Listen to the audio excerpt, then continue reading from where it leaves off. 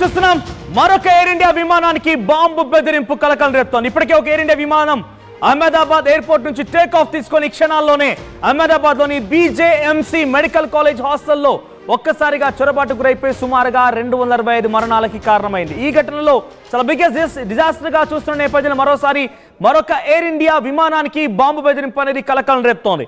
Thailand వైపుగా వెళ్తున్నటువంటి Thailand లో అత్యవసరంగా ల్యాండ్ అయింది ఈ ఎయిర్ ఇండియా విమానం. అయితే బాంబు బెదిరింపు కాల్తోనే ఎమర్జెన్సీ ల్యాండింగ్ చేసినట్టు తెలుస్తోంది.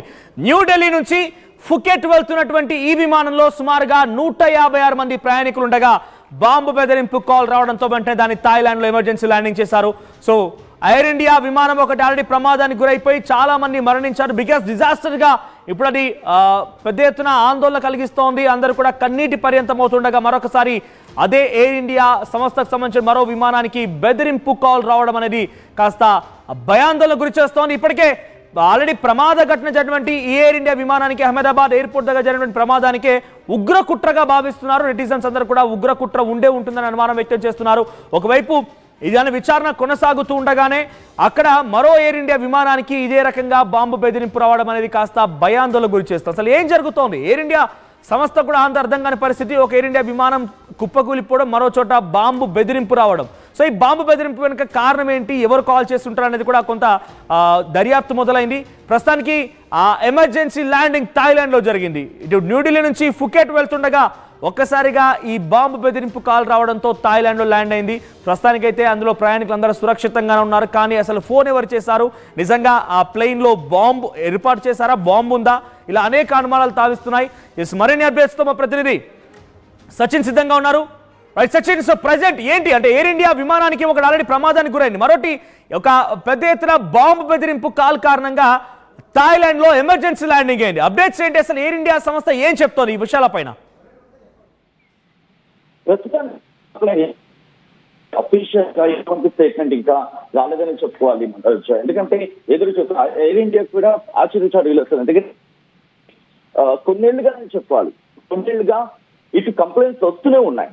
సో ఈ నేపథ్యంలో ఎయిర్ ఇండియా, మరి ముఖ్యంగా ఇది ఎయిర్ ఇండియాకి మాత్రమే కాదు, కేంద్రం రంగంలోకి దిగుతూ ఉంటుంది. కాల్స్ ఎక్కడి నుంచి వస్తాయి, ఎవరు చేస్తున్నారు, వీటి మీద ఫస్ట్ దృష్టి సారిస్తున్న పరిస్థితి ఉంది. ఆ బెదిరింపు కాల్స్ నేపథ్యంలో ప్రస్తుతం వాటి మీదే టోటల్ ఫోకస్ అనేది చెప్పుకోవాలి. ఎయిర్ ఇండియాకి సంబంధించి ఇప్పుడు జరుగుతుంది. సందర్భంలో ప్యాసింజర్స్ కి సంబంధించి రక్షణ ఇచ్చి వాళ్ళని పంపించినట్టుగా తెలుస్తోంది. ఒకసారి మీరు హోల్డ్ లో ఉండండి. ఎయిర్ ఇండియా విమానం 379 చూడండి, ఇక్కడ న్యూఢిల్లీ నుంచి ఫుకెట్ వెళుతున్నటువంటి ఈ ఎయిర్ ఇండియా విమానం. So 9:05 AM AI 379 air India విమానం సంబంధించి. So Phuket Friday 13th June. So అక్కడ వెళ్ళవలసినటువంటి ఆ విమానం కాస్త ఒక్కసారిగా థాయిలాండ్ లో ఎమర్జెన్సీ ల్యాండింగ్ అయింది. ప్రజెంట్ బాంబు బెదిరింపు కాల్ కారణంగానే ఎమర్జెన్సీ ల్యాండింగ్ అయినట్టు తెలుస్తోంది. న్యూఢిల్లీ నుంచి ఫుకెట్ వెళ్తున్నటువంటి విమానం ఇది. సో దీంట్లో 156 మంది ప్యాసింజర్ ఉన్నారు. The flight return after A bomb threat was found on bathroom wall.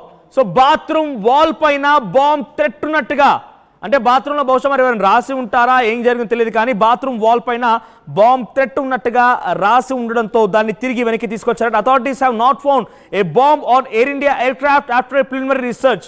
Reuters quoted Thailand airport officials are saying the plane departed Phuket airport on 9:30 AM on Friday with New Delhi as its destination. Sorry, ఇక్కడ న్యూఢిల్లీ నుంచి అటు Phuket వైపుగా కాదు, Phuket వైపు నుంచి న్యూఢిల్లీకి వస్తోందట. The deported Phuket airport at 9:30 AM on Friday with New Delhi as its destination. So however, it circled extensively over the Andaman Sea before returning to land at Thailand. So అక్కడ Thailand లో emergency landing అయ్యే మునుపు ఒకసారి Arabia సముద్రం పైన ఒక్కసారిగా చక్కర్లు కొట్టిందట. వెంటనే దాన్ని థాయిలాండ్ దగ్గర మళ్ళీ ఆపే ప్రయత్నం చేశారు. సో థాయిలాండ్ దగ్గర ఒకసారిగా క్లియరెన్స్ రాగానే దాన్ని ఎమర్జెన్సీ రూపంలో ల్యాండింగ్ చేయడం జరిగింది. సో ప్రస్తుతానికి ఎటువంటి ప్రమాదం లేదు, కానీ ఆ ప్లేన్ లో బాత్రూమ్ వాల్ పైన బాంబ్ థ్రెటనింగ్ తాలూకు కొన్ని ఆనవాళ్లు కనిపించాయి. చూడండి, ఇక్కడ Phuket Friday 13th June 9:15 AM కి అది స్టార్ట్ అయింది, డిపార్ట్ అయింది. అక్కడి నుంచి ఇటు ఫ్రైడే అదే రోజున మళ్ళీ 1:07 మళ్ళీ ల్యాండ్ కావాల్సి ఉంది, డైవర్టెడ్. న్యూఢిల్లీకి వస్తున్న క్రమంలో ఈ ప్రమాదం చోటు చేసుకుంది. ఒక్కసారిగా బాంబు బెదిరింపు కాల్ అనేది కొంత ఆందోళన కలిగించింది. Sachin, over to you. So present అంటే ఇటువంటి ఘటనల పైన అటు ఏవియేషన్స్ ఏం చెప్తున్నాయి అంటే చాలా పెద్ద ప్రమాదాలుగానే భావించాలి వీటిని. ఒకవైపు ఫోన్ రావడం, బెదిరింపులు రావడం, గతంలో అనేక ఎయిర్పోర్ట్ ఒక రకంగా బెదిరింపులు రావడం, దీని వెనుక ఏమై ఉంటుంది, ఎటువంటి కుట్ర దాగి ఉంటుంది? సో ఎయిర్ ఇండియాకు సంబంధించి ఇప్పుడు ప్రస్తుతానికి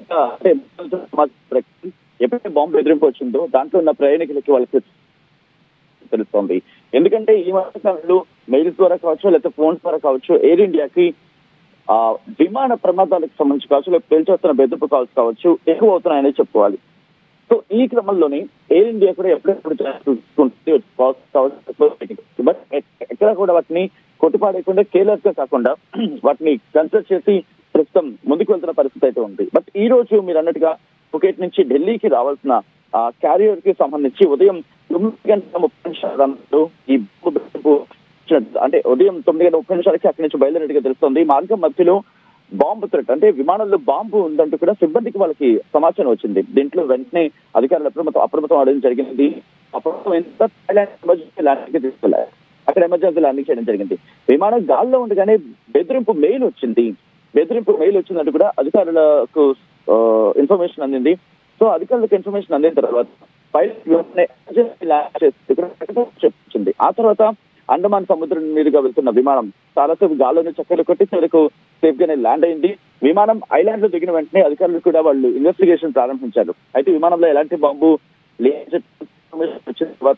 వాళ్ళు పీల్చుకున్న పరిస్థితి ఉంది. అయితే ఈ ఘటనకు సంబంధించి విమానాశ్రయం నుంచి థాయిలాండ్ లోని ఫుకెట్ ఇంటర్నేషనల్ విమానాశ్రయం నుంచి మొదలైనటువంటి ఈ air India express AI 379 number గల ఈ ఎయిర్ ఇండియా ప్లైన్ అక్కడ సుమారుగా 9:15 ఫుకెట్ ఇంటర్నేషనల్ ఎయిర్పోర్ట్ నుంచి స్టార్ట్ అయిపోయింది. ఆ తర్వాత మార్గ మధ్యలోనే అది గాల్లో ఉండగానే ఆ బాత్రూమ్ వాల్ పైన బాంబ్ థ్రెటనింగ్ సంబంధించి ఆనవాళ్ళు కనిపించాయి. సో వెంటనే అలర్ట్ అయినటువంటి పైలట్స్ మరోసారి థాయిలాండ్ కి ఎయిర్ ట్రాఫిక్ క్యారియర్ ద్వారా సమాచారం అందించారు. వెంటనే తిరిగి మళ్ళీ వెనక్కి వచ్చి అక్కడ ల్యాండ్ అయిపోయింది. ఫుకెట్ ఇంటర్నేషనల్ ఎయిర్పోర్ట్ లోనే ల్యాండ్ అయిపోయింది. వెంటనే ఎప్పుడైతే అథారిటీస్ వెళ్ళి క్రాస్ చెక్ చేశాయో, రీసెర్చ్ చేశాయో, ఆ సర్చ్ ఆపరేషన్ లో బాంబు దొరకలేదంట. సో సచిన్, ఇటువంటి ఘటనల పైన ఎప్పటికప్పుడు అటు ఏవియేషన్ కానీ ఇంటర్నేషనల్ ఏవియేషన్స్ కూడా కొంత పక్కాగా సమాచారం తీసుకుంటూ ఉంటాయి, ఘటనకు సంబంధించి అంచనా వేస్తూ ఉంటారు. సో అసలు బాత్రూమ్ వాల్ పైన బాంబ్ థ్రెట్ అనేది ఎయిర్ లో ఉండగా గమనించడం ఎలా చూడాలి దీన్ని? అంటే మనకు సమాచారం ప్రకారం ఈమెయిల్ ద్వారా కూడా అంటే ఈ బాంబు బెదిరింపులు అనేవి అంటే వెళ్లే వాళ్ళు ఎవరైనా సరే అది ఈజీగా దొరికిపోతారు. కాబట్టి అది బహుశా బెదిరింపుల భాగంగా చేశారా అది ఇన్వెస్టిగేషన్ చేయాల్సిందే. At the same time mail ద్వారా అనేది ఎక్కువ అవుతుంది. ఈ మెయిల్ కి సంబంధించి ఎక్కడి నుంచి వచ్చింది, ఏ దేశాల నుంచి దీన్ని ఇలా బెదిరింపులు తిరిగే ప్రయత్నం చేస్తున్నారు, ఇది గత కొన్నేళ్లుగా జరుగుతోంది. మనోజ్, ఇది ఈ రోజుకి మాత్రమే పరిమితమైన అంశం కాదని చెప్పుకోవాలి. మనం గమనించుంటే గత 2 నెలల క్రితం ఏకంగా వందలాది బెదిరింపు మెయిల్స్ వచ్చాయి. అది ఎయిర్ ఇండియాకి వచ్చాయి. ఎయిర్ ఇండియా లాంటివంటే చాలా సుదీర్ఘంగా వెళ్తూ ఉంటాయి. దట్ లాంగ్ జర్నీస్ ఉన్న ఇటువంటి ప్లేన్స్ కి బెదిరింపు కాల్స్ ఎక్కువ వచ్చాయి. దాంతోపాటు స్థానికంగా వారికి కూడా వచ్చాయి. సాధారణంగా ఇవి మెయిల్స్ ద్వారా వస్తున్నాయి. కొన్ని సందర్భాల్లో అంతవరకు మన హైదరాబాద్ ఎయిర్పోర్ట్ కూడా వచ్చిన సందర్భాన్ని మనం చూసాం. ఇన్ఫాక్ట్ ఇంగ్లాండ్ ఎయిర్పోర్ట్ లకు సంబంధించి బెదిరింపు కాల్స్ వచ్చిన సందర్భాన్ని చూసాం. సో వీటి కోణంలోనే బట్ ఎక్కడ నెగ్లిజెన్స్ అనేది లేకుండా వెంటనే రంగంలోకి దిగి అక్కడ చెక్ చేయడం జరుగుతోంది. అయితే వీటికి సంబంధించి మన దేశం నుంచి కాదు, మరి ముఖ్యంగా కొన్ని దాన్ని ఏమంటారు అన్ట్రేసబుల్ లొకేషన్స్ అంటూ ఉంటారు కదా, అక్కడి నుంచి చేసే ప్రయత్నాలు జరుగుతున్నాయి.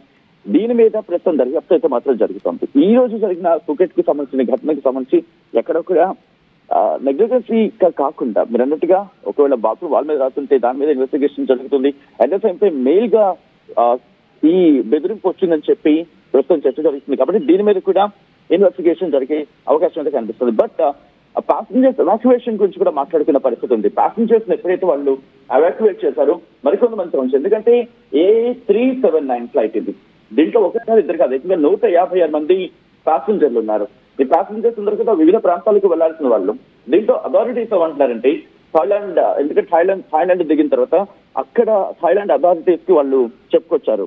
అక్కడ కొన్ని అంతర్జాతీయ వార్తా సంస్థలు కావచ్చు, లేకపోతే ఆ ప్లాట్ఫామ్స్ ఏం చెప్తున్నాయంటే అథారిటీస్ బాంబ్ అయితే మాత్రం ఎక్కడా దాంట్లో లేదు. ఎయిర్ ఇండియా ఎయిర్ క్రాఫ్ట్ కి సంబంధించి ప్రిలిమినరీ సర్చ్ ఆపరేషన్స్ కావచ్చు, ప్రిలిమినరీ ఎంక్వైరీ కావచ్చు జరిగినప్పుడు ఎక్కడా బాంబు లేదు అనేది ధృవీకరించుకున్న తర్వాత అక్కడి నుంచి పంపించామనేది థాయిలాండ్ అధికారులు ధృవీకరించారంటే అర్థం చేసుకోవచ్చు. దాంతోపాటు ఫ్లైట్ రేడార్ కి సంబంధించి కూడా వాటిని కూడా వాళ్ళు చెక్ చేయడం జరుగుతోంది. దాని ప్రకారం చూసుకున్న సందర్భంలో ఈ బాంబు ట్రక్ వచ్చిన క్రమంలో అక్కడక్కడికి చక్కర్లు కొట్టింది. ఎందుకంటే అక్కడ క్లియరెన్స్ ఇస్తున్న సందర్భం లేదు. ఎందుకంటే రన్వే క్లియర్ ఉండాలి, అన్నింటినీ క్లియర్ చేసిన తర్వాత వాటిని దించాల్సి ఉంటుంది. అఫ్ కోర్స్ ఎమర్జెన్సీ ల్యాండింగ్ అయినప్పటికీ కూడా. సో ఇలాంటి అనేకమైన పరిణామ క్రమాల తర్వాత మాత్రమే ప్రస్తుతం అది సేఫ్ గా, అంటే ఆ ప్లేన్ సేఫ్ గా ల్యాండ్ అయింది, సేఫ్ గా తన జర్నీని కంటిన్యూ చేస్తున్నట్టుగా తెలుస్తుంది మనోజ్. రైట్ సచిన్. సో ప్రస్తుతానికైతే ఫుకెట్ ఇంటర్నేషనల్ ఎయిర్పోర్ట్ నుంచి థాయిలాండ్ వైపు నుంచి ఢిల్లీ వైపుగా రావాల్సినటువంటి AI-37 ఎయిర్ ఇండియా 379 ఫ్లైట్ ఒక్కసారిగా డైవర్ట్ అయిపోయింది. 9:15 సమయానికి అటు ఫుకెట్ ఇంటర్నేషనల్ ఎయిర్పోర్ట్ నుంచి థాయిలాండ్ నుంచి బయలుదేరినటువంటి ఈ విమానం కాస్త తిరిగి మళ్ళీ అక్కడ ల్యాండ్ అయిపోయింది. కారణం అక్కడి బాత్రూమ్ వాల్ పైన బాంబ్ థ్రెటనింగ్ తాలూకు ఆనవాళ్ళు ఉన్నాయి. ఒకసారి అక్కడ చూడండి. సో ఇక్కడ 13th జూన్ 9:15 AM కి అక్కడ డిపార్చ్ అయింది. అక్కడ నుంచి బయలుదేరింది ఫుకెట్ ఇంటర్నేషనల్ ఎయిర్పోర్ట్ నుంచి థాయిలాండ్ నుంచి బయలుదేరినటువంటి ఈ ఫ్లైట్ ఒక్కసారిగా ఇటువైపు మళ్ళీ అక్కడి టైమింగ్ ప్రకారంగా 1:07 సమయానికి ఫుకెట్లోనే ల్యాండ్ అయిపోయింది.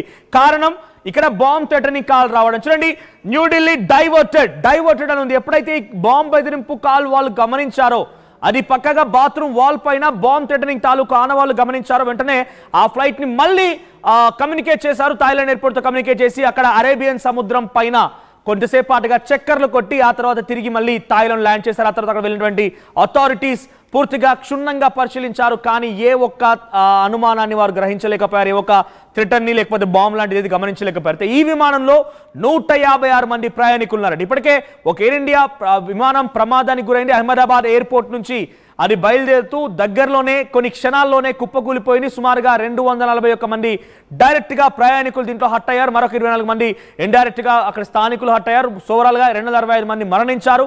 ఈ దుర్ఘటనకు సంబంధించి మరొక మునిపై అదే ఎయిర్ ఇండియా సంస్థకు సంబంధించిన మరొక ఫ్లైట్ బాంబు బెదిరింపు థ్రెటనింగ్ కాల్ రావడం అనేది కాస్త ఆసక్తి రేపుతోంది, భయాందోళన గురి చేస్తోంది. సో ప్రెసెంట్ ఈ సిచ్యువేషన్ పైన అటు ఎయిర్ ఇండియా సంస్థ ఇంకా అధికారికంగా ధృవీకరించలేదు. కానీ ప్రస్తుతానికైతే ఈ బాంబు వరుస బెదిరింపు కాళ్ళు అటు ఎయిర్పోర్ట్లకి ఫ్లైట్స్కి రావడం అనేది కాస్త ఆసక్తి రేపుతోంది. అటు ఏవియేషన్ అధికారులు కూడా ఎప్పటికప్పుడు ఇటువంటి పరిస్థితి అంచనా వేస్తూ వాటిపైన చాలా క్షుణ్ణంగా పరిశీలించే అవకాశం కనబడుతోంది. సో వరుస బాంబు బెదిరింపులు, ఒకవైపు పాక్ ఉగ్ర కుట్ర గతంలో చేసినటువంటి అంశం కానివ్వండి, CIA మాజీ అధికారి ఒకరు కూడా ఈ విషయం పైన ట్వీట్ చేయడం, అన్నీ కూడా వరుస ఘటనలు కొంత భయాందోళన గురి చేస్తున్నాయి. భారతదేశం పైన ఇంకేదైనా కుట్ర జరుగుతుందన్న అనుమానాలు కూడా మరింతగా ఊతమిస్తున్నాయి, బలాన్ని చేకూరుస్తున్నాయి. నిజంగా అటువంటిది ఏదైనా ఉందనుకుంటున్నారా? ఒక సామాన్య వ్యక్తిగా మీరు ఎప్పటికప్పుడు అప్డేట్స్ తీసుకుంటున్నారు కాబట్టి నిజంగానే ఈరోజు జరిగినటువంటి ఈ ప్లేన్ క్రాష్లో కానివ్వండి, ఇప్పుడు బాంబు బెదిరింపులో కానివ్వండి, నిజంగా భారత్కు సంబంధించినటువంటి వచ్చేటువంటి ఆ విమానాల యొక్క క్రాషింగ్లు, బాంబ్ థ్రెటనింగ్లు దీని వెనుక ఏదైనా కుట్ర ఉందని భావిస్తున్నారా? అయితే CIA మాజీ అధికారి సారా ఆడమ్స్ అనేటువంటి ఒక వ్యక్తి మాత్రం ట్వీట్ చేశారు చాలా క్లియర్గా, the India being attacked. So ఇండియాకు సంబంధించిన ఒక అటాక్ జరగబోతోంది, అది అల్-ఖైదా దగ్గర సౌత్ క్యాంప్లో దీని కుట్ర జరుగుతున్నటువంటి ఒక ట్వీట్ని తను చేసుకొచ్చారు. ఆ తర్వాత ఒక క్రాష్ జరగడం, మరోవైపుగా బాంబు బెదిరింపు రావడం, ఇటువంటి వరుస అంశాల్ని ఎటువంటి విధంగా ఊతమిస్తున్నాయి? అసలు అనుమానం ఏంటి? మీ అభిప్రాయాన్ని కామెంట్ చేయండి.